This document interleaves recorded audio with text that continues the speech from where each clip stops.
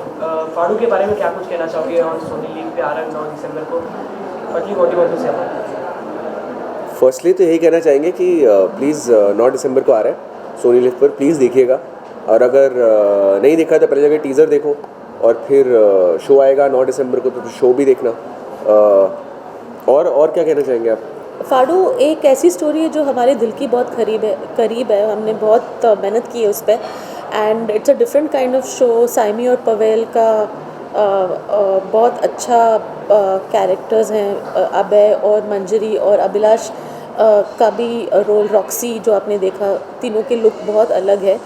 ये एक स्टोरी जो आज की जनरेशन के लिए है, जो फियरलेस है और जो लाइफ में बहुत कुछ करना चाहती है। ये आपकी भी कहानी है, मेरी भी कहानी है, बल्कि नहीं, मैं थोड़ी ओल्ड हो गई हूँ, इनकी कहानी है।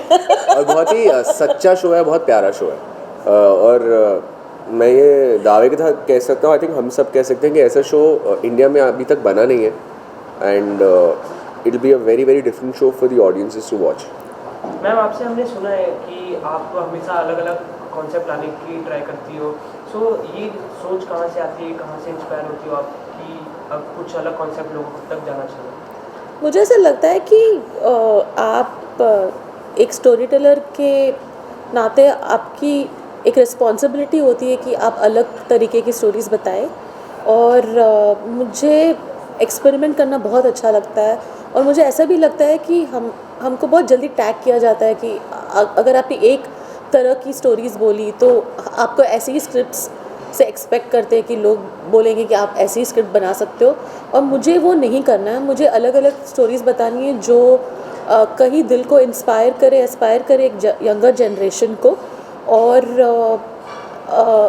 अलग हो वो, बस वही है काम मेरा।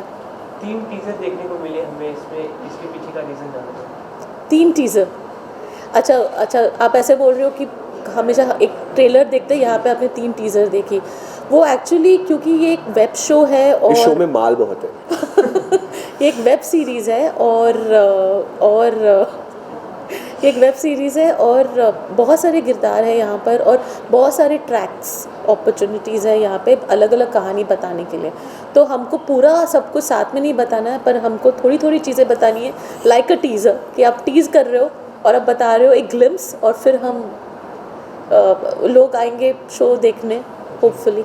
या सर, आपसे जानना चाहेंगे आपके कैरेक्टर के बारे में, और आपसे ये भी सुना है कि आपको लगता है कि पहले आप इस तरह के कैरेक्टर करने के लिए नहीं थे।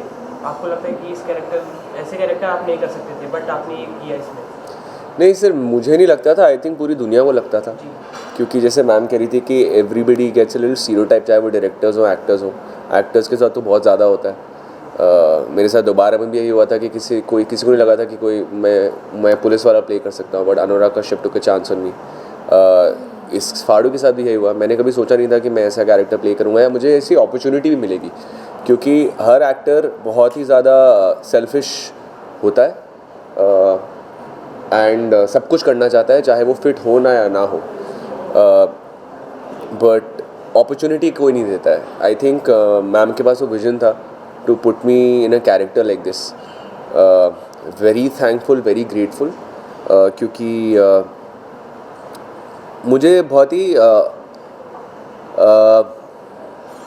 मैं बहुत ग्रो किया हूँ इस कैरेक्टर से, नॉट जस्ट एक्टर के तहत but as a human being के तहत। तो I am very grateful and thankful for that.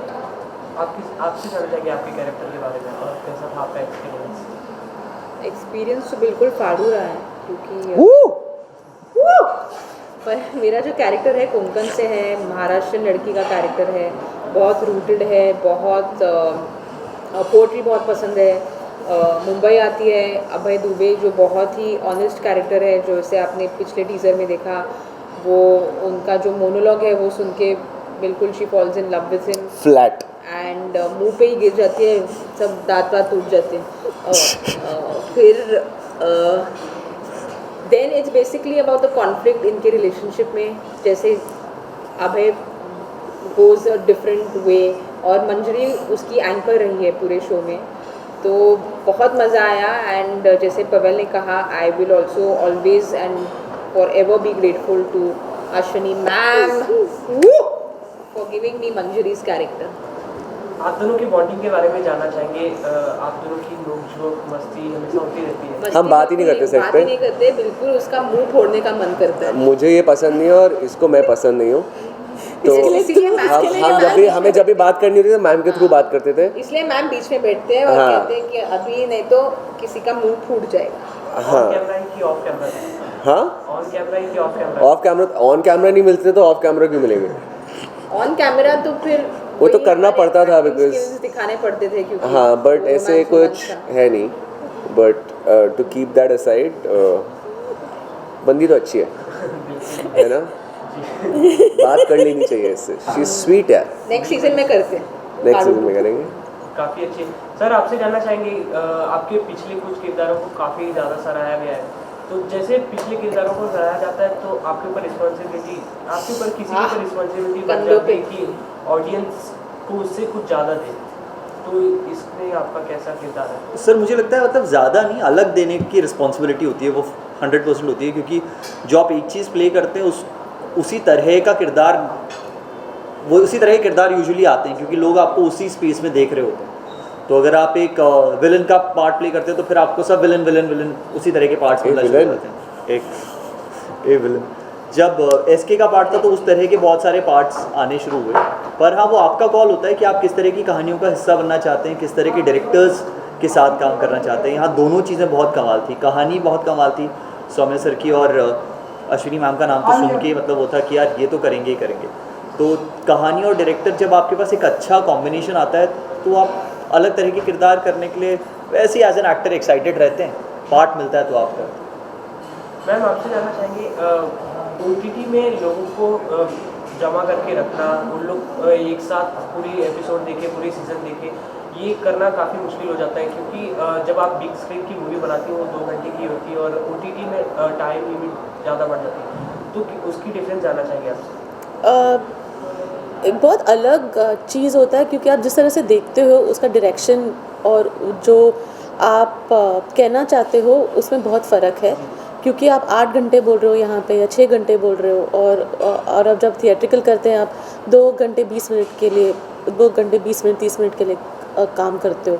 तो एक चीज़ तो ये है कि आपके एडिट बहुत टाइट होना चाहिए। आप क्योंकि स्टॉप बटन और फॉरवर्ड बटन होता है जब आप आपके कंप्यूटर्स या आपके फ़ोन्स पे या आप टीवी पे देखते हो, जो सुविधा है आपके पास, तो वो बहुत आपको बहुत माइंडफुल होना पड़ेगा कि आप कैसे आपका एडिट कर रहे हैं, और म्यूज़िक, और आप कितने आपके कैरेक्टर्स के साथ एंगेज कर रहे हैं आपके ऑडियंस को, क्योंकि ऑडियंस जब देखती है, आप सिंगल व्यूइंग भी देख सकते हो, कलेक्टिव व्यूइंग भी होती है, पर सिंगल व्यूइंग ज़्यादातर होता है जब आप अकेले देखते हो वेब सीरीज़, या साथ में 2-3 लोग रहेंगे बट यूजुअली आप अकेले देखते हो। तो अकेले देखते हो तो आपको बहुत ज़रूरी होता है कि आपके कैरेक्टर्स जो देख रहे हैं उससे कनेक्ट करें।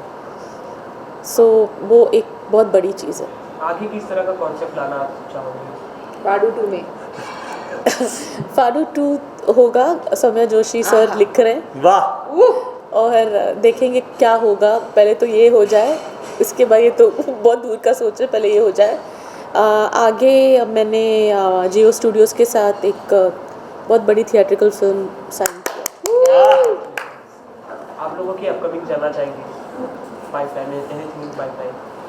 पाइपलाइन में सर एक बाल्की सर के साथ मेरी फिल्म है घूमर, जिसमें अभिषेक बच्चन है। फिर उसके बाद एक एक्सेल एंटरटेनमेंट की फिल्म है जो राहुल ढोलाकिया डायरेक्ट कर रहे हैं, और उसके बाद एक अनुराग कश्यप सर प्रोड्यूस कर रहे हैं फिल्म जो गुलशन देवैया उसमें, और ये तो शूट हो चुके हैं और एक कुछ स्टार्ट हो रहा है जिसका अनाउंसमेंट हुआ नहीं है।